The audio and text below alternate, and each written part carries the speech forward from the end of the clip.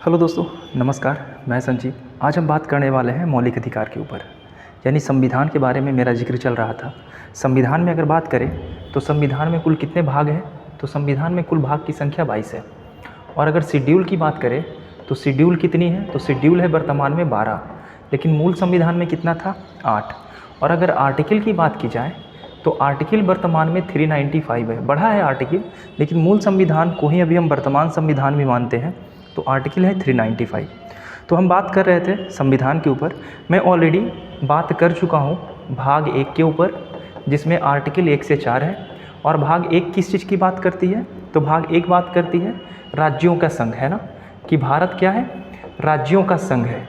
और इसका मैं लिंक डिस्क्रिप्शन में दे दूंगा, अगर आप वीडियो नहीं देखे हैं तो देख लीजिएगा। और ऑलरेडी मैं भाग 2 के बारे में भी जिक्र कर चुका हूँ, यानी 5 से 11। और यहाँ बात करता है किसके बारे में? सिटीजनशिप के बारे में, यानी नागरिकता के बारे में। और आज हम बात करने वाले हैं मौलिक अधिकार के बारे में। मौलिक अधिकार यानी आर्टिकल 12 से 35। तो मौलिक अधिकार एक ऐसा टॉपिक है पॉलिटी का, जहाँ से हर हाल में क्वेश्चन पूछना ही पूछना है। मोस्ट इम्पॉर्टेंट टॉपिक ये बन जाता है, तो बने रहिएगा।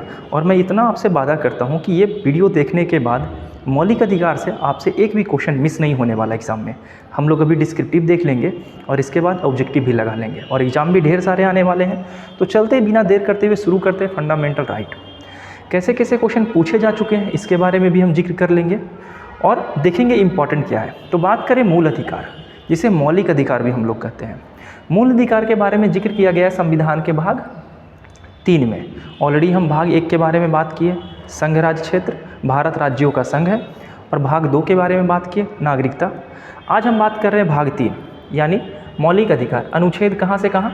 12 से 35। और इसमें एक बात और कही गई है, एक क्वेश्चन बीपीएससी पूछा था कि बता दीजिए मौलिक अधिकार में कुल अनुच्छेद की संख्या कितनी है। तो जब 12 से 35 काउंट कीजिएगा तो टोटल अनुच्छेद की संख्या हो जाएगी 24। और ऐसा ही बेसिक सा क्वेश्चन पूछा जाता है। मौलिक अधिकार हमारे अमेरिका के संविधान से लिए गए हैं, तो ये सबसे इम्पॉर्टेंट है। हमारा जब संविधान बन रहा था, संविधान बनने में कितना समय लगा है? तो 2 वर्ष 11 महीना और 18 दिन लगा है ना। ये बातें हर किसी को पता है। और हमारा संविधान बनाने में लगभग 60 से अधिक देशों की मदद ली गई है, जिसमें से अमेरिका भी एक शामिल है। अमेरिका के संविधान से लिया गया था मौलिक अधिकार, बिल ऑफ राइट्स जिसे कहते हैं। अगर बात करें मूल अधिकार, तो मूल अधिकार है क्या? मूल अधिकार एक आम आदमी को स्वतंत्रता प्रदान करता है, उसे सुनिश्चित रूप से जीने का अधिकार प्रदान करता है। और अगर किसी व्यक्ति का मौलिक अधिकार का हनन होता है तो वो इस रिपोर्ट को लेकर न्यायालय में जा सकता है। और आपको पता होगा रिट के बारे में, है ना। रिट जारी किया जाता है आर्टिकल 32 और आर्टिकल 226। ये जारी करता है सुप्रीम कोर्ट और ये जारी करता है हाई कोर्ट, है ना। ये बात आपको पता होगा, रिट जारी किया जाता है। तो हम ये सारी बातें करेंगे। अगर भाग 3 के बारे में देखें तो भाग 3 को भारत का मैग्ना कार्टा कहा जाता है।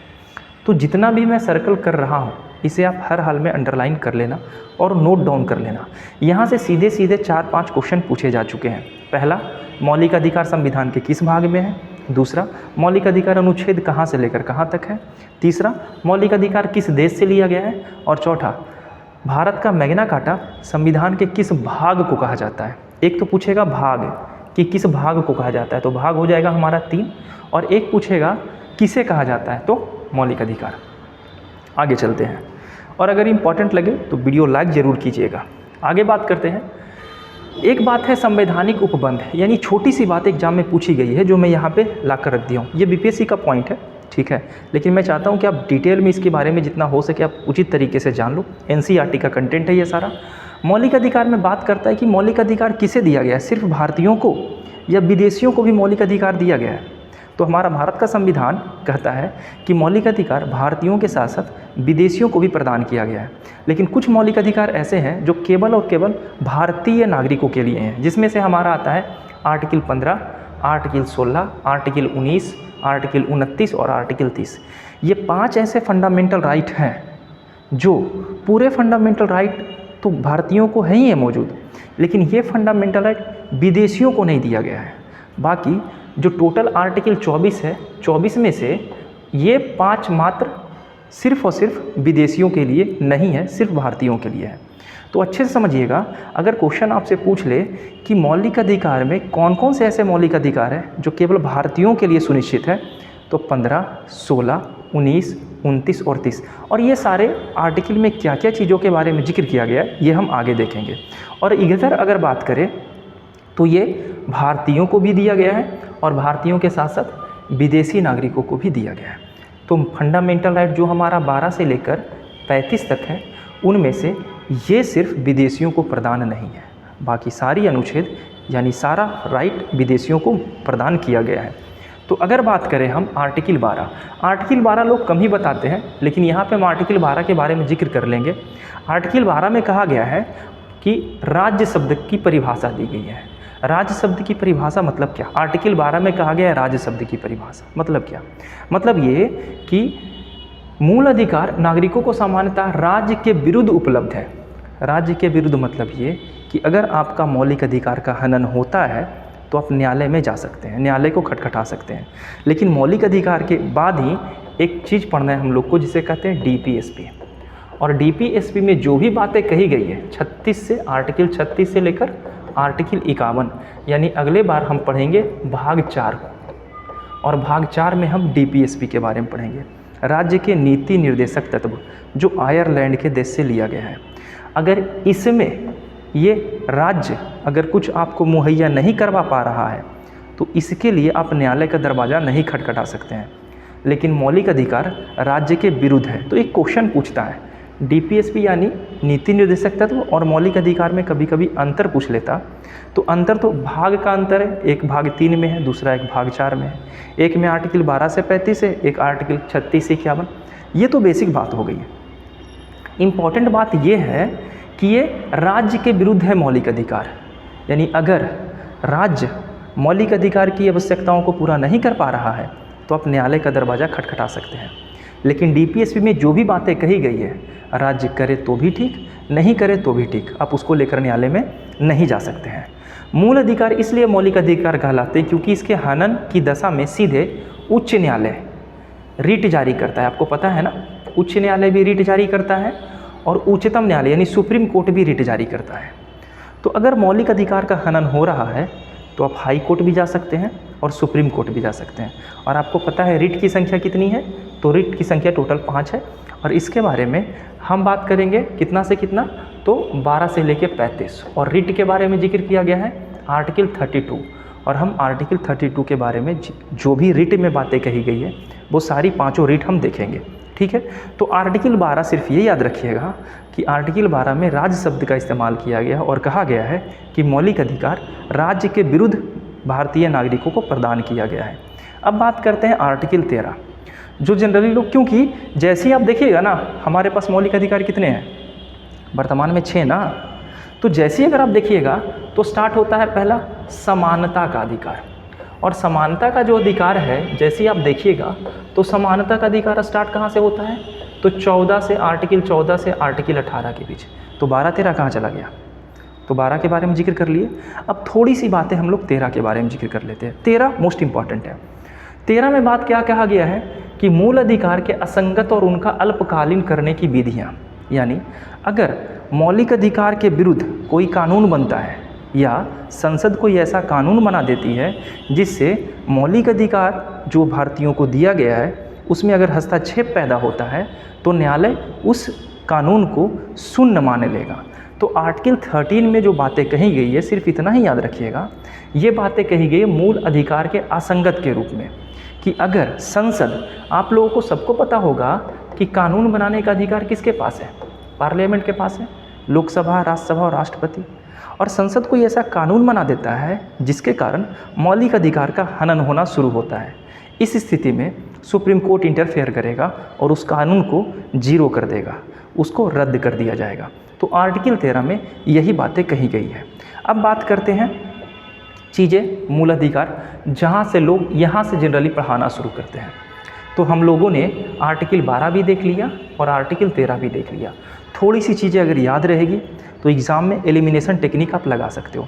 शांति से धैर्य से बैठे रहना आप लोग, एक भी क्वेश्चन एग्जाम में मौलिक अधिकार से नहीं छूटने दूंगा। ठीक है, मौलिक अधिकार वर्तमान में कितने हैं? तो वर्तमान में मौलिक अधिकार की संख्या 6 है। और आप देख रहे होंगे कि 12 से लेके हम बात करेंगे आर्टिकल 35 तक, ठीक है। ये तो 32 तक है, 33, 34, 35 ये भी हम बात करेंगे। लेकिन 33, 34 और 35 में आप देख रहे होंगे कि एक आर्टिकल यहाँ मिस है, और वो आर्टिकल है 31। और 31 में क्या बात कही गई थी? तो बात कहा गया था संपत्ति के अधिकार का, और संपत्ति के अधिकार को वर्तमान में मौलिक अधिकार से हटा दिया गया है। और इसे कहाँ रख दिया गया है? तो इसे अनुच्छेद 300 के ए में रख दिया गया है, विधिक कानूनी अधिकार बना दिया गया। तो पहले मूल अधिकार हमारे टोटल 7 थे। 7 में एक था संपत्ति का अधिकार, और संपत्ति के अधिकार को वर्तमान में समाप्त कर दिया गया है। और किस संविधान संशोधन के तहत समाप्त किया गया? तो ये भी मैं बता देता हूँ, 44वां संविधान संशोधन के तहत समाप्त किया गया। अब एक क्वेश्चन आपके लिए, बस ये बता दीजिए 44वां संविधान संशोधन कब हुआ था, और दूसरा उस समय भारत के प्रधानमंत्री कौन थे। मैं आशा करता हूँ कि दोनों क्वेश्चन का आंसर आप कमेंट में ज़रूर कीजिएगा।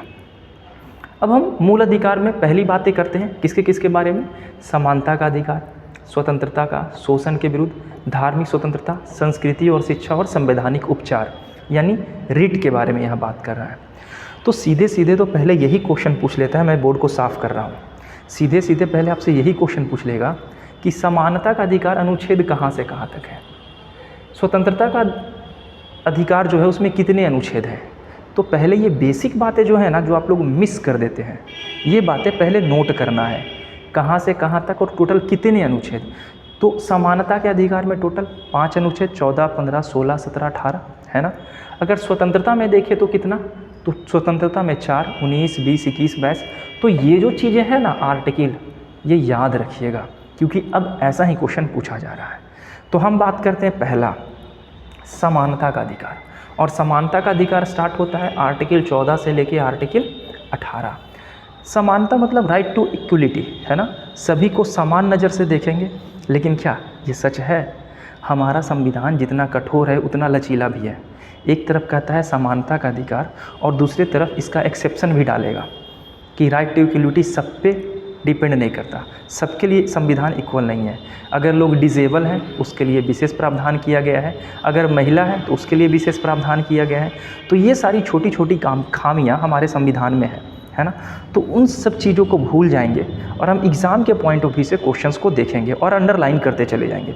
तो हम बात कर रहे हैं अभी समानता का अधिकार, और समानता का अधिकार में सबसे पहले आता है कानून के समान समता का अधिकार, यानी कानून के नज़र में सभी समान हैं। क्या ये बात सच है? अभी के समय में जिनके पास पैसा है कानून उनके पॉकेट में है ना, लेकिन कुछ ऐसे ऑफिसर्स हैं जो कानून को बचा के रखें। ईमानदारी जिंदा रहनी चाहिए, ईमानदारी है तो धरती है और हम जैसे लोग भी हैं, ठीक है। बात करते हैं समानता का अधिकार। समानता का अधिकार आर्टिकल 14 में, कानून के समक्ष समानता के अधिकार में आर्टिकल 14 आता है। आर्टिकल 14 में क्या कहता है कि राज्य भारत राज्य के क्षेत्र में किसी व्यक्ति को कानून के समक्ष समान संरक्षण से वंचित नहीं करेगा। कोई भी भारत का नागरिक कानून के सामने अगर है तो वो सब समान है, और आप खुद जज कर सकते हो कि क्या वर्तमान में ऐसा है ना। तो खैर जो भी हो, हमको एग्ज़ाम को देखना है और एग्ज़ाम को कवर करना है, तो चीज़ें को रिकॉग्नाइज नहीं करना, बस यहाँ पे चीज़ें नोट करना। लेकिन यहाँ पे देखिए अब एक्सेप्शन आ गया, राष्ट्रपति राज्यपाल के लिए कानून के समक्ष समानता का सिद्धांत लागू नहीं होता है। किसके किसके लिए? राष्ट्रपति और राज्यपाल के लिए। अभी हम बात कर रहे हैं कि देश के सभी नागरिक कानून के सामने समान है, और आर्टिकल 361 कहता है कि ये कानून राज्यपाल और राष्ट्रपति पे लागू नहीं होते हैं। राष्ट्रपति और राज्यपाल को अपने किसी भी संवैधानिक कार्य के लिए न्यायपालिका के समक्ष उत्तरदायी ठहराया नहीं जाएगा। यानी राज्यपाल और राष्ट्रपति कोई भी काम करते हैं तो इसके लिए वो जिम्मेदार नहीं है। क्यों ऐसा? ऐसा इसलिए कि राष्ट्रपति की सहायता के लिए और राज्यपाल की सहायता के लिए एक मंत्रिमंडल का गठन किया जाएगा। आपको आर्टिकल 74 याद होगा।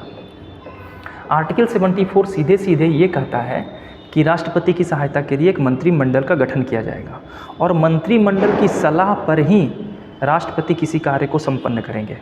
तो जब मंत्रिमंडल के कहे द्वारा राष्ट्रपति कर रहे हैं कामों को, तो राष्ट्रपति इसके लिए जिम्मेदार या राज्यपाल इसके लिए जिम्मेदार नहीं होंगे। तो एक तरफ हमारा संविधान कहता है कि कानून के समक्ष सभी समान है, और दूसरी तरफ आर्टिकल 361 कहता है कि ये कानून राष्ट्रपति और उपराष्ट्रपति पे लागू राष्ट्रपति और राज्यपाल पे लागू नहीं होता है। तो बातें समझिएगा। 14 में है कानून के समक्ष समान अधिकार। आगे बात करते हैं। उपयुक्त दोनों कार्यालय के दौरान उनके ऊपर किसी भी प्रकार की आधिकारिक कार्रवाई नहीं हो सकती, परंतु व्यक्तिगत कार्रवाई हो सकती है। व्यक्तिगत मतलब क्या कि मंत्रिमंडल के खिलाफ, यानी मंत्रिमंडल के अलावा अगर कोई काम करते हैं ना, तो उसके लिए उन पर कार्रवाई की जा सकती है। और ऐसा कार्रवाई करने से 2 महीने पहले राष्ट्रपति को लिखित सूचना दी जानी चाहिए कि आपके ऊपर कार्रवाई की जाएगी। जैसे आपको पता है ना, राष्ट्रपति पे महाभियोग लगाने से पहले, महाभियोग यानी आर्टिकल कौन सा, तो आर्टिकल हमारा है महाभियोग में 61। अनुच्छेद 61 ये कहता है कि अगर राष्ट्रपति अपने दायित्व का निर्वाह सही तरीके से नहीं करते हैं तो उन पे महाभियोग लगाया जाएगा।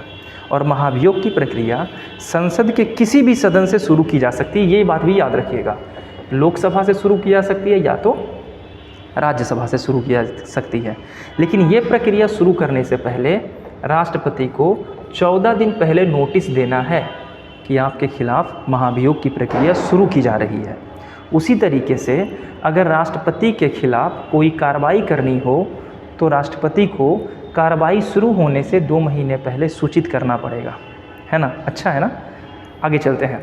अनुच्छेद 105 के अंतर्गत संसद सदस्यों और उनके अनुच्छेद 194 के अंतर्गत राज्य विधानमंडल के सदस्यों को कुछ विशेष अधिकार प्राप्त है। वे संसद और विधानमंडल में की गई बातें न्यायपालिका के प्रति उत्तरदायी नहीं होगा। ये जो है ना आर्टिकल 105 और आर्टिकल 194, इसको आप मिस मत कीजिएगा। चीज़ें थोड़ा समझिएगा। फंडामेंटल राइट इसका मतलब ये नहीं कि उड़ गए और 5 मिनट में ख़त्म कर दिए। 5 मिनट में ख़त्म करना मतलब आपको याद भी नहीं रहेगा चीज़ें। 105 कहता है और 194, 105 है संसद के लिए और 194 है विधानमंडल के लिए, यानी राज्य के लिए, कि अगर संसद में बैठे हुए लोग और विधानमंडल में बैठे हुए लोग, जब ये संसद चल रहा होगा, संसद का सत्र चल रहा होगा, तो उसमें जो भी बातें होगी ना, वो न्यायालय उसमें हस्तक्षेप नहीं करेगा। जूता चप्पल भी चल जाता है ना, तो इसमें भी यह गाली गलौज भी हो जाता है। अभी तो संसद में स्मोक बम भी फेंका गया था, तो इसमें न्यायालय हस्तक्षेप नहीं करेगा और न्यायालय को यहाँ पे, न्यायालय के अधिकार को यहाँ पे सीमित कर दिया गया है। तो अच्छे से याद रखिएगा आर्टिकल 105 और आर्टिकल 194। तो जो सारी छोटी छोटी आर्टिकल आ रही है ना, आप यहीं पे अंडरलाइन करते चले जाइएगा। और अगर आप ये सोच रहे हैं कि मैं आर्टिकल रट के याद कर लूँगा, तो ये नामुमकिन है, मुश्किल नहीं बल्कि नामुमकिन है, मिस कर जाइएगा। तो प्रैक्टिस में रहिएगा, चीज़ें याद रखिएगा। तो आर्टिकल 14 कहता था समानता का अधिकार, और समानता का अधिकार में ही आर्टिकल हमें 361 मिल गया। और 361 कहता है कि समानता का अधिकार राष्ट्रपति और राज्यपाल पे लागू नहीं होता है, उसके खिलाफ कोई कार्रवाई नहीं की जा सकती है। और अगर कार्रवाई करनी भी है ना, तो 2 महीने पहले राष्ट्रपति या राज्यपाल को नोटिस दे देना है कि आपके खिलाफ कार्रवाई की जाएगी, तभी उनके खिलाफ कार्रवाई होगा। ठीक है। और इनके साथ ही नहीं बल्कि संसद में बैठे सभी व्यक्ति और विधानमंडल में बैठे सभी व्यक्ति इसी के दायरे में आते हैं कि न्यायालय उसमें हस्तक्षेप नहीं करेगी। संसद में कोई भी सत्र के दौरान कुछ भी बातें हो जाएगी, न्यायालय उसमें हस्तक्षेप नहीं करेगी। अब बात करते हैं आर्टिकल 15। तो आर्टिकल 14 चल रही है, आर्टिकल 15, हाँ थोड़ा समय लग रहा है लेकिन चीज़ें क्लियर हो जाएगी। झोपड़ी बनाने में समय नहीं लगता साहब, समय महल बनाने में लगता है। ठीक है। तो थोड़ी चीज़ें धैर्य रखिएगा और सीखिएगा। अनुच्छेद 15 के बारे में बात करें तो धर्म, मूलवंश, जाति, लिंग, जन्म स्थान के आधार पर किसी के साथ प्रतिषेध यानी भेदभाव नहीं किया जाएगा। किसके साथ? धर्म, मूलवंश, जाति, लिंग और जन्म स्थान के आधार पर किसी के साथ भेदभाव नहीं करेंगे। राज्य किसी भी धर्म, वंश, जाति, लिंग या जन्म स्थान के आधार पर किसी नागरिक के साथ भेदभाव नहीं करेगा।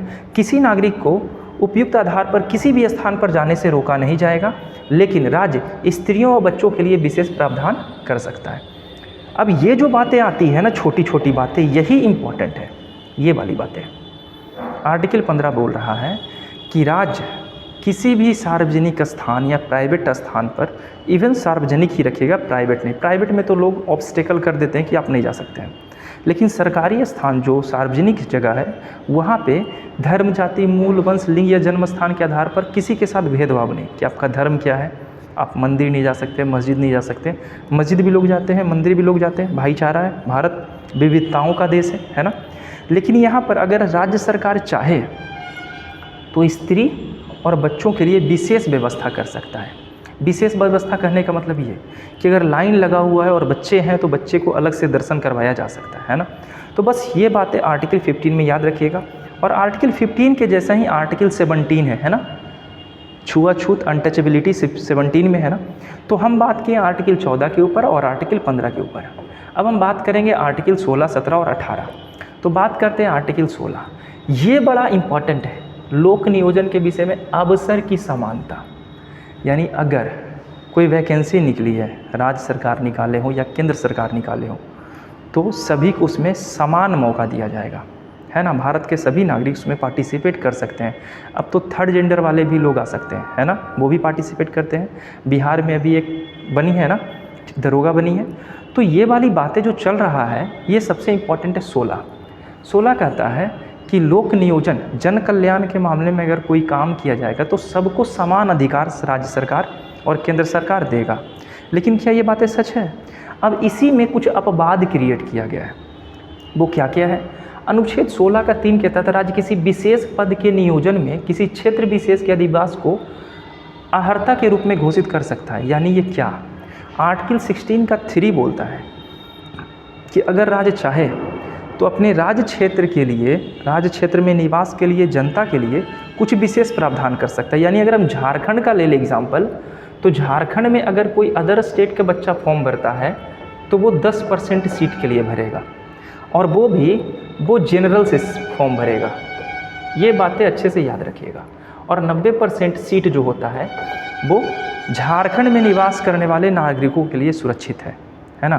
तो ये बातें यहाँ पे आर्टिकल 16 का 3 कहता है। इसके बाद पिछड़े वर्ग या पर्याप्त प्रतिनिधि के लिए आरक्षण की व्यवस्था कर सकता है। यानी राज्य सरकार 16 में यह कह रहा है कि हम अवसर की समानता सबको देंगे, लेकिन आगे 3, 4, 5 इस तरीके से करके बोला गया है कि अगर कोई राज्य सरकार चाहे तो अपनी राज्य की जनता को विशेष आरक्षण दे सकता है। अगर राज्य सरकार चाहे तो स्त्रियों को विशेष व्यवस्था मुहैया करा सकता है। अगर राज्य सरकार चाहे तो जो डिसेबल लोग हैं, अपंग लोग हैं, उसके लिए विशेष प्रावधान कर सकता है। तो जब ऐसा है तो फिर अवसर की समानता का बात कहाँ आता है कि सबको समान अधिकार दे रहे हैं। लेकिन फिर भी ठीक है, लोगों को मिलना चाहिए अधिकार, स्त्रियों को मिलना चाहिए, और अपंग लोगों को जो थोड़ी लाइबिलिटीज होती है उसको मिलना चाहिए। तो आर्टिकल 16 में बस इतना याद रखिएगा, बात किया गया अवसर की समानता लोक नियोजन के विषय में। लेकिन अगर राज्य सरकार चाहेगा तो इसमें भी कुछ क्राइटेरिया डिफाइन कर सकता है। ये राज्य सरकार के हाथ में है या केंद्र सरकार के हाथ में है। अब आगे चलते हैं। जो सबसे ज़्यादा बार क्वेश्चन पूछा गया है वो है अनटचेबिलिटी, यानी छुआछूत, है ना। हमारे देश में इतिहास से लेकर, यानी ऋग वैदिक काल से लेकर वर्तमान तक, यानी आज से 2500 साल पहले से लेकर वर्तमान तक ये समस्याएं उत्पन्न है और अभी भी है। ये कानून बन चुका है लेकिन अभी भी ये समस्याएं देखने को मिलती है। आपके गली में, आपके नाली को या आपके गली को साफ़ करने वाले लोग आ जाए आपके गली में और पानी मांग ले तो पानी आप ऐसी दूर से दे दोगे, उसको टच करना नहीं चाहोगे, है ना। और ये आपको बचपन से सिखाया जा रहा है घर में, है ना। आप ही के सामान को साफ़ किया जा रहा है और आप ही उसके साथ भेदभाव कर रहे हो। तो ये सबसे बुरी बात है जो मनुष्य के नेचर में फिट हो गया है, इसे दूर करना है, ठीक है। दशहरा दिवाली का समय है ना, छठ का समय है, तो सिर्फ घर से गंदगी साफ़ नहीं करना, यहाँ से भी गंदगियों को निकाल देना है, अच्छा रहेगा। बात करते हैं अनुच्छेद 17। अभी तक फंडामेंटल राइट से जो भी क्वेश्चन पूछे गए, सबसे ज़्यादा क्वेश्चन यहाँ से पूछे गए। छुआछूत को दूर करना है, ये बात आर्टिकल 17 में कही गई है। मूल, वंश, जाति, लिंग, जन्म स्थान, रंग के आधार पर किसी के साथ कोई भेदभाव नहीं होगा, ठीक है ना। और इसके लिए अधिनियम 1955 भी पारित किया गया, और इस अधिनियम को द्वारा संसद द्वारा अस्पृश्यता अधिनियम पारित किया गया, और बाद में 1976 में इसका नाम बदलकर नागरिक अधिकार कर दिया गया। यानी अगर कोई व्यक्ति ऐसा काम करता है, यानी छुआछूत जैसी घटनाओं को अंजाम देता है, तो न्यायालय में इसके लिए विशेष दंड का प्रावधान है ना। आगे बात करते हैं आर्टिकल 18। तो अभी हमने देखा आर्टिकल 14 कानून की नज़र में सभी समान है कहने के लिए, ना सिर्फ राज्यपाल और राष्ट्रपति पे ये बातें लागू नहीं होती है। आर्टिकल 361 आपको याद होगा, संसद पे ये बातें लागू नहीं होती है। 105 और 194 विधानमंडल पे ये बातें लागू नहीं होती है ना। तो ये तीनों बातें आर्टिकल 14 के तहत हम लोग देख लिए थे, है ना। आर्टिकल 15 हम लोग देखे थे, रंग, लिंग, जन्म स्थान के आधार पर भेदभाव नहीं करेंगे सार्वजनिक स्थानों पे किसी को जाने के लिए। आर्टिकल 16 हम लोग देख लिए, लोक नियोजन के विषय में अवसर की समानता। आर्टिकल 17 भी अभी हम लोगों ने देख लिया, अनटचेबिलिटी के बारे में बात कर रहा है, छुआछूत नहीं करना है ना। लेकिन अभी भी लोग करते हैं, लोग दिखाते हैं, लेकिन ये व्याप्त है, खून सबके रक्त में ये मिला हुआ है, ऐसा नहीं कि नहीं। अनटचेबिलिटी की क्रिया, लेकिन जैसे जैसे समाज विकसित हो रही है धीरे धीरे ये समस्याएं दूर हो रही है ना। मनुष्य है, मनुष्य बन के रहिए, ये सारी चीज़ों से दूर रहिए। बात करते हैं 18, जन्म तो ले लिए हैं और सबका रिटर्न टिकट भी है, कब कौन चला जाएगा किसी को नहीं पता। अनुच्छेद 18 कहता है उपाधियों का अंत, यानी एवोल्यूशन ऑफ टाइटल। पहले क्या था कि लोग उपाधि देते थे, है ना। उपाधि मतलब जैसे महात्मा गांधी का महात्मा की उपाधि दी गई है ना, उनको गुरुदेव कहा गया रविन्द्रनाथ टैगोर को। तो ये सारी उपाधियाँ अब किसी को नहीं दी जाएगी, और अगर किसी को दी भी जा रही है तो पहले राष्ट्रपति से परमिशन लेना पड़ेगा। तो बात करते हैं एवोल्यूशन ऑफ टाइटल के ऊपर। बात करता है क्या, उपाधि का अंत। इसमें कहा गया है सेना संबंधित सम्मान के अलावा राज्य कोई भी उपाधि प्रदान नहीं कर सकता। सेना, विद्या, ये दोनों याद रखिएगा। सेना में कर्नल, जनरल ये होते हैं ना, अटॉर्नी जनरल, तो ये सारी उपाधि सेना में दी जा सकती है। और विद्या के क्षेत्र में डॉक्टरेट की उपाधि दी जाती है। तो ये दोनों उपाधि के अलावा और कोई उपाधि किसी व्यक्ति को नहीं दिया जाएगा। भारत का कोई नागरिक किसी भी विदेशी राज्य से कोई उपाधि स्वीकार नहीं करेगा। स्ट्रिक्टेड तरीके से स्ट्रिक्टली बोल दिया गया है कि भारत के कोई भी नागरिक किसी भी विदेशी नागरिक का कोई भी उपाधि स्वीकार नहीं करेगा। ऐसा नहीं है, कर सकता है, लेकिन उसके लिए क्या करना पड़ेगा, यदि कोई विदेशी राज्य के अधीन लाभ या विश्वास के पद धारण करता है, आप विदेश चले गए और इंडियन है और वहाँ पे कोई आपको जॉब मिल गया, तो वह राष्ट्रपति की सहमति के बिना किसी विदेशी राज्य से कोई उपाधि स्वीकार नहीं करेगा। और वहाँ अगर आपको कोई उपाधि दी जा रही है तो पहले ये भारत सरकार से परमिशन लेना पड़ेगा, राष्ट्रपति से, कि हमें ये उपाधि प्रदान की जा रही है, हम इसे स्वीकार करें कि नहीं। अगर राष्ट्रपति मना कर देते हैं तो आप वो उपाधि नहीं ले सकते। देखते हैं ना, हमारे प्रधानमंत्री हर जगह जाते हैं और जिस देश में जाते हैं अक्सर उस देश में कोई ना कोई उपाधि उन्हें प्रदान की जाती है ना। तो ये बातें अच्छे से याद रखिएगा कि उपाधियों का तो अंत कर दिया गया, लेकिन सेना के क्षेत्र में और विद्या के क्षेत्र में अभी भी उपाधि दी जाती है। अगर किसी को उपाधि लेना है और कोई विदेशी उपाधि दिया जा रहा है तो राष्ट्रपति से परमिशन लेना अनिवार्य है। राज्य के अधीन लाभ या विश्वास के किसी पद धारण करने वाले कोई भी व्यक्ति किसी भी विदेशी राज्य से उसके अधीन किसी रूप में कोई भेंट, उपलब्धि या पद राष्ट्रपति के सहमति के बिना स्वीकार। वही बातें कही गई है कि आप राज्य में हैं या आप किसी विदेश में चले गए और अगर आपको कोई उपाधि प्रदान की जा रही है तो आप उसको नहीं लीजिएगा और लेने से पहले राष्ट्रपति से परमिशन जरूर लीजिएगा। तो हम आर्टिकल 14 भी, मैं इसलिए बार बार रिपीट कर रहा हूँ ना कि लोग चीज़ें भूल जाते हैं बहुत जल्दी भूल जाते हैं। कल तक वो आपको जान रहे थे और आज एक झटके में आप कौन है वो भूल गए। ठीक है, तो मैं यहाँ कोशिश कर रहा हूँ कि चीज़ों को आपको याद दिलाता चलूँ। आर्टिकल 14 क्या था, कानून के समक्ष समान अधिकार। आर्टिकल 15 कहता था कि राज्य किसी भी सार्वजनिक स्थानों पे किसी को जाने से भेदभाव नहीं करेगा। आर्टिकल 16 कहता था कि लोक नियोजन के विषय में अवसर की समानता, सभी को समान अधिकार प्रदान किया जाएगा। आर्टिकल 17 अनटचेबिलिटी की बात करती थी और आर्टिकल 18 एवोल्यूशन ऑफ टाइटल यानी उपाधि का अंत। तो आज ये मेरा समानता का अधिकार खत्म हो गया। हम बात कर रहे थे समानता का अधिकार, है ना, और समानता का अधिकार में आर्टिकल 5 थे, 14, 15, 16, 17 और 18, ये 5 आर्टिकल थे और पांचों आर्टिकल हम लोगों ने अच्छे से कंप्लीट कर लिया। इसके अलावा आर्टिकल 361 हम लोगों को मिला था, आर्टिकल 105 मिला था और आर्टिकल 194 मिला था, ये 3 आर्टिकल। इसके अलावा और कौन आर्टिकल मिले थे, आर्टिकल 32 सुप्रीम कोर्ट रिट जारी करता है और आर्टिकल 226 हाई कोर्ट रिट जारी करता है। तो ये सारे जो अनुच्छेद हैं इसको रिटेन कीजिए, नोट डाउन कीजिए और अभी के अभी इसको रिपीट कीजिए।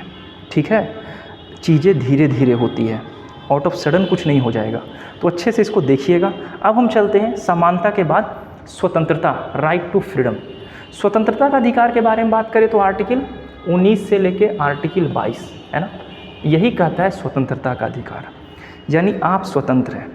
स्वतंत्र मतलब आपको घूमने का अधिकार है, व्यापार करने का अधिकार है, किसी राज्य में जाके बसने का अधिकार है। ये हमारे संविधान में मेंशन किया हुआ है कि आपको रोड साइड ठेला लगाना है कि नहीं लगाना, ये भी आपका मौलिक अधिकार है और इसे भी कोई छीन नहीं सकता। ठीक है, तो हम बात करेंगे स्वतंत्रता का अधिकार। हम आज 3 ही बात करेंगे, समानता का बात कर लिए, स्वतंत्रता का बात कर लिए, और एक बात करेंगे शोषण के विरुद्ध अधिकार, यानी आर्टिकल 23 और आर्टिकल 24। बस, तो ये आज फंडामेंटल राइट का पार्ट 1 होने वाला है। ज़्यादा लंबा वीडियो ना हो जाए इसलिए मैं आज यहीं तक रोक दूंगा, और फिर मैं पार्ट 2 लेकर आऊँगा जिसमें 3 और हमारे फंडामेंटल राइट के बारे में जिक्र होगा, और फिर हम लोग इससे जितने भी MCQs बन चुके हैं एग्ज़ाम में उसके बारे में हम जिक्र कर लेंगे। ठीक है, तो बात करते हैं स्वतंत्रता का। स्वतंत्रता में बात आता है आर्टिकल 19, और अगर आर्टिकल 19 नहीं होता तो ना तो हमें बोलने का अधिकार होता, ना घूमने का अधिकार होता, ना कहीं राज्य में बसने का अधिकार होता। आज किसी भी राज्य के व्यक्ति दूसरे राज्य में जाके किसी भी तरह का व्यापार कर रहे हैं, काम काज कर रहे हैं या वहाँ बस गए हैं, ये आर्टिकल 19 यानी एज अ इंडियन सिटीजन आपको ये पता होना चाहिए कि संविधान में आपके लिए क्या व्यवस्था है। अगर ये आपको पता नहीं है तो फिर मुश्किल है कि आप अपने आप को भारत का नागरिक कहो। क्वेश्चन आता है कि आप भारत के नागरिक हैं कैसे, आप अपने आप को भारत का नागरिक कहिएगा कैसे? तो क्या आधार कार्ड आप दिखाओगे? आधार कार्ड तो फेक बन जाता है ना। पैन कार्ड दिखाओगे तो ये आप भारत के नागरिक हो, या कम से कम आपके पास आपका फंडामेंटल राइट क्या क्या है, ये तो एज ए इंडियन सिटीजन आपको जानना ज़रूरी है। तो आर्टिकल 19 में क्या कह रहा है कि 6 प्रकार की स्वतंत्रताओं का उल्लेख किया गया है। और 6 प्रकार की स्वतंत्रता क्या क्या है? तो वाक एवं अभिव्यक्ति की स्वतंत्रता, बोलने की स्वतंत्रता, जैसे भी हम बोल रहे हैं ना, तो ये हमारी स्वतंत्रता है। और यही आर्टिकल 19 का 1 याद है ना, जिसमें प्रेस की स्वतंत्रता के बारे में बात किया गया है, जो हमारे संविधान का चौथा स्तंभ माना जाता है, जो टोटल का टोटल करप्ट हो चुका है ना। तो खैर हम उधर नहीं जाएंगे, वो दूसरा टॉपिक है। बात कर रहे हैं कि आर्टिकल 19 में जो हमारी स्वतंत्रता दी गई है वो 6 प्रकार की है। तो पहला है बोलने का अधिकार, दूसरा शांतिपूर्ण तरीके से सम्मेलन करने का अधिकार, समुदाय बनाने का अधिकार, भारत के किसी भी राज्य क्षेत्र में सर्वत्र संचरण यानी घूमने का अधिकार। भारत के ही किसी राज्य क्षेत्र में, अगर भारत से बाहर आप भी एक पिंजड़े में ही हैं, पिंजड़े से जैसे ही बाहर निकलिएगा ना, बहुत सारी दिक्कतें सामने आने लगेगी, वीज़ा, पासपोर्ट, बहुत सारी बातें आ जाएगी। ठीक है, और अगर आपका कैरेक्टर अच्छा नहीं है, यानी अगर आप किसी दूसरी चीज़ों में संलिप्त थे, आप आपराधिक मामलों में संलिप्त थे, तो वीज़ा पासपोर्ट फिर आपको मिलने से रहा। तो चीज़ें थोड़ी समझिएगा।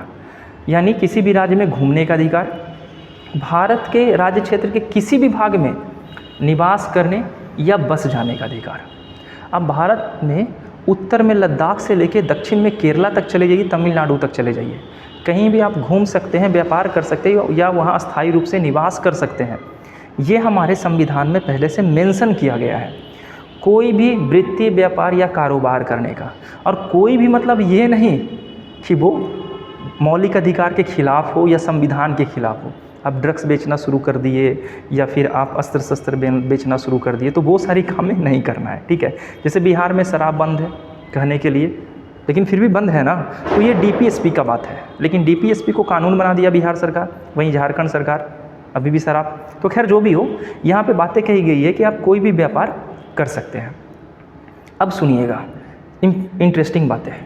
मूलतः हमारे आर्टिकल 19 में 7 अधिकार थे, किंतु संपत्ति के खरीदने, अधिग्रहण करने और बेचने का अधिकार जो 19 के चा में शामिल था, उसे 44वां संविधान संशोधन 1978 के दौरान समाप्त करके 300A में रख दिया गया।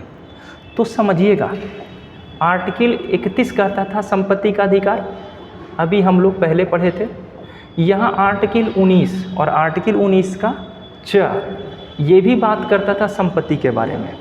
तो अगर पूछा जाए कि मौलिक अधिकार कितने थे, 7 थे। अगर पूछा जाए आर्टिकल 19 में कितने प्रकार की स्वतंत्रता दी गई थी, तो मूल संविधान में आर्टिकल 19 में 7 प्रकार की स्वतंत्रताएं दी गई थी। लेकिन वर्तमान में संपत्ति का अधिकार को समाप्त कर दिया गया। अब कितने प्रकार की स्वतंत्रता है? मात्र 6 प्रकार की स्वतंत्रता। तो ये बातें अच्छे से याद रखिएगा। प्रेस की स्वतंत्रता का अधिकार, अनुच्छेद 19 वन का। और ये सबसे बार पूछा जाने वाला क्वेश्चन है, सबसे अधिक बार। तो आई होप कि आपको ये सारी बातें जो मैं समझा या बताने की कोशिश कर रहा हूँ समझ में आ रहा होगा। अगर आ रहा है तो लाइक कीजिएगा और शेयर भी कीजिएगा। अब बात करते हैं हम आर्टिकल 20 और आर्टिकल 21। ये दोनों ऐसे अनुच्छेद हैं ना जो हमारे फंडामेंटल राइट के सबसे इम्पॉर्टेंट आर्टिकल है। इम्पॉर्टेंट इसलिए कि जब इमरजेंसी लगता है, इमरजेंसी मतलब क्या, उसे हिंदी में क्या कहते हैं, आपातकाल। जब आपातकाल लगता है तो आपातकाल में हमारे जितने भी फंडामेंटल राइट है टोटल 24 में से मात्र यही दो, एक 20 और एक 21 स्टेबल होता है, जो कभी भी किसी भी स्थिति में समाप्त नहीं होता। लेकिन इसके अलावा जो और बचे 22 के 22 ये टोटल समाप्त हो जाते हैं। आर्टिकल 19 में जितनी भी बातें कही गई है समाप्त, 18, 17, 16, 15 सब का सब समाप्त। बचेगा कौन इमरजेंसी के समय, 20 और 21। और इमरजेंसी से भी अच्छे अच्छे क्वेश्चन एग्जाम में पूछे जाते हैं। तो हम लोग धीरे धीरे करके सारे क्वेश्चंस कवर करेंगे। बस आप मेरे साथ बने रहना, मेरे हिम्मत बन के बने रहना। अगर सही लगे तो लाइक करो, चैनल को सब्सक्राइब करो, और अगर लगे कि बकवास में कर रहा हूँ तो आप बंक करके जा सकते हो। बात करते हैं आर्टिकल 20। तो सबसे पहली बात ये कि आपातकाल के समय मौलिक अधिकार कौन सा ऐसा है जो समाप्त नहीं होता, तो आर्टिकल 20 और आर्टिकल 21 ये दोनों कभी भी किसी भी स्थिति में समाप्त नहीं हो सकता। तो इसमें बातें क्या कही गई है, तो 20 में कहा गया है अपराधों के संबंध में दोष सिद्धि के संरक्षण। दोष सिद्धि मतलब क्या, अगर कोई अपराधी है तो वो तब तक अपराधी नहीं कहा जाएगा जब तक उस पर वो जुल्म साबित नहीं हो जाता। ये नहीं कि अगर आप बोल दिए कि हाँ वो अपराधी है तो वो अपराधी हो गया, ऐसा नहीं है। तो इसके लिए भी कुछ व्यवस्था की गई है हमारे संविधान में, और यही व्यवस्था ना हमारे संविधान को कमज़ोर भी करता है। इंदिरा गांधी के समय में क्या हुआ, इंदिरा गांधी को तो गोली मार के लोग चले गए, लेकिन उसको अंत में फांसी तक नहीं मिला। हाँ 20 साल तक उस पर सज़ा चली और लास्ट में बोला गया कि एक जुर्म के लिए एक सज़ा होनी चाहिए, और ऑलरेडी वो 20 साल काट चुका है तो फिर उसे फांसी की सज़ा क्यों, और जज ने उसे बाइज्जत बरी कर दिया था। ये केस आपको पता होगा।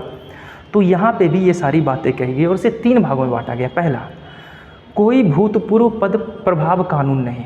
इसका मतलब कोई व्यक्ति तब तक अपराधी नहीं माना जाएगा जब तक उस पर उल्लंघन, कानून का उल्लंघन नहीं किया हो। ये साबित कीजिए, ये साबित ये कीजिए कि हाँ वो इस अपराध को किया है, नहीं तो उसे हम अपराधी नहीं मानेंगे। दोहरी क्षति नहीं, कोई भी व्यक्ति को एक अपराध के लिए दोबारा दंड नहीं दिया जाएगा। और इसी के चलते इंदिरा गांधी के जो भी थे मुजरिम उसे बाइज्जत बरी कर दी गई, क्योंकि वो ऑलरेडी 20 साल तक जेल की सज़ा काट चुके थे और डिले होते होते इतना लंबा समय हो चुका था, आजीवन कारावास का समय पार हो चुका था।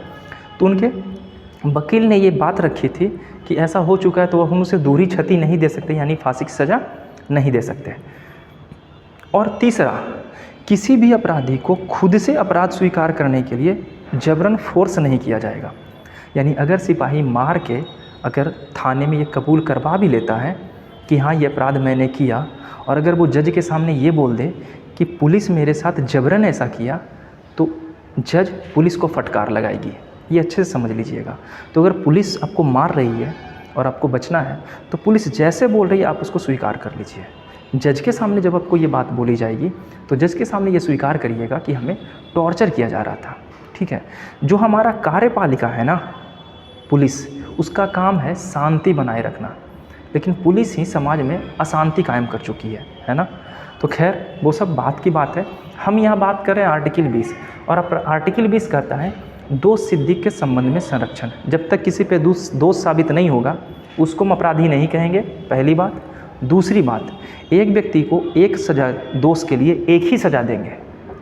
थोड़ा सा एक बात यहाँ पे समझिएगा, एक अपराध के लिए एक सज़ा होगा, और जो सज़ा होगा ना वो सज़ा होगा जिस समय वो प्रचलन में होगा।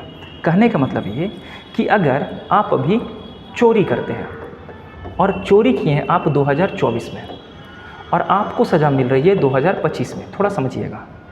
इस समय चोरी का सज़ा था मान लीजिए 20,000 का जुर्माना और 6 महीने की सज़ा, ऐसे होता है जुर्माना, है ना, ये सज़ा था। और अगर आप 2025 में चोरी सज़ा मिल रही है आपको उस चोरी का, तो मान लीजिए ये बदल गया कि भाई अब आप 50,000 दीजिएगा और आपको 1 साल की सज़ा होगी। तो आप ये बता सकते हैं कि आपको सज़ा कौन दी जाएगी, ये वाला कि ये वाला? तो सज़ा वो दी जाएगी जिस समय आप वो जुल्म किए थे। तो जुर्म अगर आप 2024 में किए थे और 2024 में अगर ये प्रावधान था कि आपको जुर्माना 20,000 देना पड़ेगा और सज़ा 6 महीने आपको लगेगी, तो वही सज़ा दी जाएगी। यानी जो नया कानून बना है वो नए कानून के तहत आपको सज़ा नहीं दी जाएगी। तो ये बातें थोड़ी है, ये सारी बातों को आप नोट करते जाइएगा कि दोहरी क्षति नहीं दी जाएगी और सज़ा भी वही दी जाएगी जो प्रचलन में होगा जुल्म करते समय। ठीक है, आगे बात करते हैं। और किसी भी अपराधी को, तीसरा बोल रहा है कि किसी भी अपराधी को खुद के लिए ये स्वीकार नहीं करवाना है कि वो अपराधी है। अगर ऐसा करते हैं तो जज आपको ही पेनल्टी के तौर पे सज़ा दे दीजिए। अब आर्टिकल बात करते हैं 21 का। 21 में प्राण और दैहिक स्वतंत्रता, यानी आप आत्महत्या नहीं कर सकते, ये भी कानूनन जुर्म है। अगर कानून को पता चले, यानी जीने की स्वतंत्रता हमारे संविधान में है, कोई किसी को भी आत्महत्या करने का राइट नहीं है, ये कानूनन जुर्म है। किसी व्यक्ति को उनके प्राण एवं दैहिक स्वतंत्रता के द्वारा कानून में स्थापित प्रक्रिया के अनुसार से वंचित नहीं किया जाएगा। यानी जो कानून की प्रक्रिया है उसी कानून की प्रक्रिया के तहत उसको सज़ा दी जाएगी।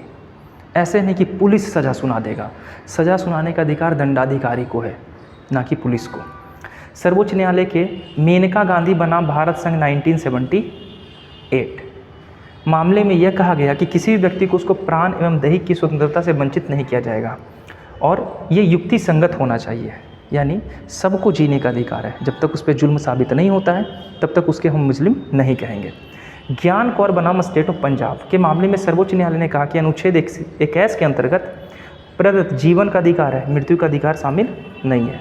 यानी सबको जीने का अधिकार है, कोई भी व्यक्ति आत्महत्या नहीं कर सकता। नेक्स्ट, तो अभी हम बात कर रहे थे एक और 86वां संविधान संशोधन 2002 में के द्वारा शिक्षा का अधिकार मूल अधिकार में शामिल किया गया। अब 6 से 14 वर्ष की आयु के बच्चे को निःशुल्क शिक्षा दी जाएगी और ये अनिवार्य शिक्षा उपलब्ध कराई जाएगी। तो ये बातें फंडामेंटल राइट में भी दिया गया है, ये बातें DPSP में भी बताई गई है और ये बातें फंडामेंटल ड्यूटीज़ में भी बोली गई है। मौलिक अधिकार, इसी समय हमारा 11वां मौलिक अधिकार संविधान में जोड़ा गया था। ठीक है, अच्छे से याद रखिएगा। 86वां संविधान संशोधन मौलिक अधिकार की संख्या, स्वर्णसिंह समिति, पता होगा स्वर्णसिंह समिति ने अपनी रिपोर्ट में 8 मौलिक अधिकार के बारे में जिक्र किए थे। मौलिक अधिकार रूस से लिया गया है, लेकिन भारत सरकार ने हमारे संविधान में 10 मौलिक अधिकार को शामिल किया था। स्वर्णसिंह समिति 44वां संविधान संशोधन 1978 के जरिए उन्होंने बोला कि हमारे पास मौलिक अधिकार 8 होने चाहिए।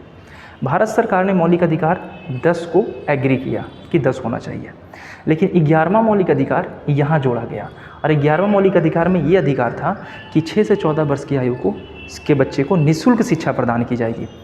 तो ये मौलिक अधिकार में भी है, ये मौलिक कर्तव्य में है। सॉरी, मौलिक कर्तव्य की संख्या हमारी वर्तमान में 11 है, 11वां जोड़ा गया था यहाँ। मैं उस समय से मौलिक अधिकार बोल रहा था, है ना। और ये बातें DPSP में भी कही गई है। DPSP मतलब क्या? राज्य के नीति निर्देशक तत्व, तीनों जगह पे ये बातें कही गई हैं। तो अब समझिएगा, हम लोग बात कर रहे थे आर्टिकल 21 का और आर्टिकल 22 का। आर्टिकल 21 और आर्टिकल 22 प्राण और दैहिक स्वतंत्रता और दोष सिद्धि के संबंध में संरक्षण, और ये दोनों ऐसे आर्टिकल हैं, मौलिक अधिकार हैं, जो किसी भी कंडीशन में समाप्त नहीं हो सकते। अब हम बात कर लेते हैं आर्टिकल 22, यानी हमारा समानता, स्वतंत्रता और शोषण के विरुद्ध। तो स्वतंत्रता का अधिकार में ये है 22वां आर्टिकल। हाँ, वीडियो थोड़ा लंबा चल रहा है, आराम से रहिएगा, आई होप कि आपको समझ में आ रहा होगा। गिरफ्तारी के विरुद्ध संरक्षण। अब गिरफ्तारी के विरुद्ध संरक्षण में 2 बातें है, तो बहुत सारी बातें, लेकिन 2 बातें अक्सर पूछी जाती है। पहला कि अगर कोई पुलिस आपको गिरफ्तार करता है तो आप उस समय क्या कर सकते हैं, एज अ इंडियन सिटीजन आपके पास क्या अधिकार है, ये आपको जानना बहुत ज़रूरी है।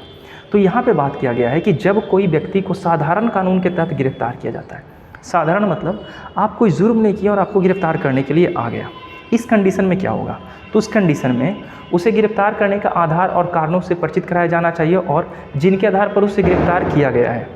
पुलिस आपको क्यों गिरफ्तार कर रही है, पुलिस से आप इसको पूछने का अधिकार है आपको है कि आप हमको कारण बताइए कि गिरफ्तार क्यों कर रहे हैं, और पुलिस को कारण बताना पड़ेगा कि इस कारण से मैं आपको गिरफ्तार कर रहा हूँ। दूसरा, अपनी रुचि के विधि व्यवसाय के से परामर्श और परीक्षण के करने का अधिकार, यानी कि अगर आप चाहते हैं उस समय तत्काल कि मैं कोई कानून के ज्ञाता या वकील से सलाह ले लूँ, तो आप उसी समय सलाह ले सकते हैं। ठीक है, उसी समय जिस समय आपको पुलिस पकड़ रही है। और तीसरा जो सबसे इम्पॉर्टेंट है, गिरफ्तारी के 24 घंटे के भीतर भीतर अपने निकटतम न्यायाधीश के पास ले जाना आवश्यक है, यानी न्यायालय में, कोर्ट में। और इसके समय जब ऐसा करेगा 24 घंटा में लाने ले जाने का समय ऐड नहीं होगा। किसका समय? लाने का और ले जाने का। मतलब कि आप बिहार के हैं, पुलिस है, और कोई बिहार का पुलिस जाता है और दिल्ली में किसी को पकड़ता है या तमिलनाडु में किसी को पकड़ता है, तो बिहार तक उसको लाने में जो समय काउंट होगा वो काउंट नहीं किया जाएगा। 24 घंटा कब से शुरू होगा? जब किसी मुजरिम को थाने में लाया गया ना, उसी समय से 24 घंटा शुरू होना स्टार्ट होगा। और दुर्भाग्य की बात और भी बातें क्या कि अगर छुट्टी का समय है तो वो भी काउंट नहीं किया जाएगा।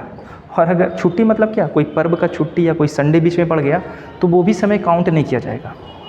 वर्किंग आवर 24 घंटा होना चाहिए कि अगर हमें अभी पकड़ के लेकर चला जाता है तो अगर बीच में दिवाली का छुट्टी और छठ का छुट्टी है तो जितना बढ़िया से कूटना है हमको कूटा जाएगा थाने में, ठीक है, और उसके बाद ही हमको हाजिर किया जाएगा। और इसके दौरान कोई कुछ नहीं कर सकता।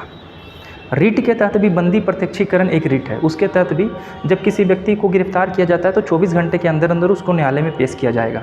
लेकिन वो 24 घंटा ध्यान रखिएगा कि वर्किंग आवर होना चाहिए, और नहीं तो जज आप ही को डांट देगा और आपका लेटर स्वीकार नहीं किया जाएगा। तो ये जो बातें हैं आर्टिकल 22 में दो तरह से पुलिस किसी व्यक्ति को गिरफ्तार करती है। पहला, साधारण कानून के तहत अगर गिरफ्तार किया गया है तो ही ये सारी चीज़ें आप पे लागू होती है कि आप शक की बिना पे आपको गिरफ्तार कर रहा है, कोई जुर्म आप नहीं किए हैं या कोई आपको कंप्लेन कर दिया है और आपको ले जाया जा रहा है, तो ये सारी चीज़ें आपके साथ हो सकती हैं। आप उससे कारण पूछ सकते हैं, आप किसी वकील से सलाह ले सकते हैं, और 24 घंटे के भीतर भीतर आपको वो पुलिस जज के सामने पेश करेगा। ये हर हाल में याद रखिएगा। लेकिन ट्विस्ट आता है, लेकिन अगर निवारक निरोध के अंतर्गत गिरफ्तार होता है, निवारक निरोध मतलब आप आतंकवादी क्रियाकलाप में लिप्त थे या आपके घर से गोला बारूद या बम निकला, ऐसी स्थिति में पहले तो आपको भरदम कूटा जाएगा और ये भी नहीं पूछ सकते क्यों हमको लेके जा रहे हो, किसी वकील से सलाह भी नहीं ले सकते, और 24 घंटा तो छोड़ दीजिए, पहले उसको जब तक मन होगा तब तक कूटेगा, और उसके बाद बंदी प्रत्यक्षीकरण का इस्तेमाल आप कर सकते हैं। तो उधर से आप 24 घंटा काउंट कर सकते हैं। अनुच्छेद 22 का दूसरा भाग निवारक निरोध संबंधित प्रावधान है, और इसमें कहा गया है कि अगर किसी व्यक्ति को सुरक्षा प्रदान करता है जिन्हें दंड विषय कानून के अंतर्गत गिरफ्तार किया गया हो, सुरक्षा और विदेशी दोनों को उपलब्ध है। इसमें शामिल है क्या क्या, सुनिए। अगर इसके तहत अगर आपको गिरफ्तार किया गया तो शक के बिना पर पुलिस आपको 3 महीने तक जेल में रखेगा, और ऐसा होता भी जनरली है, और 3 महीने के बाद आपको स्वतः रिहा कर दिया जाएगा। और अगर 3 महीने के बाद और भी अगर रखना है तो कमेटी बैठाई जाएगी और सलाहकार बोर्ड की मीटिंग होगी, और बोर्ड जब बोलेगा कि ठीक है इसको और रखा जाए तो फिर आपको 3 महीना और रखा जाएगा। तो याद रखिएगा, गिरफ्तारी 2 प्रकार से होती है। एक साधारण से हुआ है तो आपके पास अधिकार है, साधारण से नहीं हुआ है तो आप 3 महीने जेल में सड़िए। नेक्स्ट चलते हैं, शोषण के विरुद्ध अधिकार, और ये 2 ही आर्टिकल हैं। तो भी ये समानता का अधिकार देख लिए, स्वतंत्रता का अधिकार देख लिए, शोषण के विरुद्ध अधिकार देखेंगे, यानी हम 12 से स्टार्ट किए थे और 12 से हम लोग 24 पे पहुंच गए, बाकी हम लोग नेक्स्ट डे देख लेंगे, ठीक है, वीडियो ज़्यादा लंबा हो जाएगा। और इसका MCQ भी कर लेंगे। 23 में क्या बोल रहा है, मानव के दुर्व्यवहार और बलात्श्रम। दुर्व्यवहार मतलब क्या, ये 3 प्रकार का शोषण है, इस पर प्रतिबंध लगाया गया है। 3 प्रकार का शोषण मतलब बलात्श्रम, इच्छा के विरुद्ध का कार्य करवाना, बेगारी करवाना, या मानव व्यापार या तस्करी करना। पहले कि आप किसी के इच्छा के खिलाफ किसी से काम नहीं करवा सकते, पहली बात। अगर करवाते हैं तो कानूनन जुर्म है और आर्टिकल 23 के तहत आप जेल जा सकते हैं। दूसरा, आप किसी से बेगारी नहीं करवा सकते हैं, काम करवा लिए और पैसा नहीं दिए। और तीसरा, आप बच्चों और महिलाओं को आप खरीद या बिक्री नहीं कर सकते हैं। ये आर्टिकल 23 में ये सारी बातें कही गई है। तो एक तो आर्टिकल 23 है जिसमें 3 तरीके के प्रावधान हैं, और 23 का 2 भी है।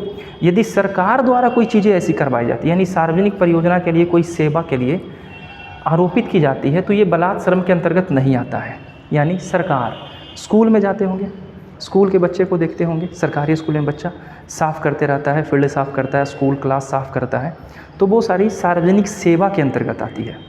उसमें आप स्कूल के खिलाफ कार्रवाई नहीं करवा सकते हैं, ठीक है। यहाँ पे साफ साफ 24 में बोला है ना कि 14 वर्ष से कम आयु के बच्चे से आप किसी प्रकार का काम नहीं ले सकते हैं। लेकिन अगर सरकारी चीज़ों में उनका योगदान है ना, तो वहाँ पे वो जुल्म नहीं माना जाएगा। आर्टिकल 24 और ख़त्म हो जाएगा। यह एक निरपेक्ष यानी एब्सोल्यूट अधिकार है कि 14 वर्ष से कम आयु के बच्चे को किसी भी हानिकारक कारखाने या खान में काम करवाना प्रतिबंधित है। बच्चे को इनके अलावा किसी भी उद्योग में नहीं लगाया जा सकता, यानी उद्योग में लगाना है तो बच्चे की उम्र 14 वर्ष से अधिक होनी चाहिए, अन्यथा आप दंड के भागीदार बन जाएंगे। तो अभी हमने क्या क्या देखा था? तो अभी हमने मौलिक अधिकार में 3 अधिकार को देखा। पहला हमने क्या देखा? समानता का अधिकार। एक बार रिकॉल कर लेते हैं, समानता का। दूसरा हमने देखा स्वतंत्रता का, और तीसरा हमने देखा शोषण के विरुद्ध। अच्छे से याद रखिएगा, तीसरा हमने देखा शोषण के विरुद्ध। आर्टिकल इसमें पूछा जाएगा तो 14 से 18, इसमें पूछा जाएगा तो 19 से 22, और इसमें पूछा जाएगा तो 23 और 24, यानी इसमें टोटल 5 आर्टिकल है, इसमें 4 है और इसमें 2 है। तो ये जो बातें हैं आई होप कि आपको अभी तक समझ में आई होगी। अगर वीडियो अच्छी लगी लाइक कीजिएगा, शेयर कीजिएगा।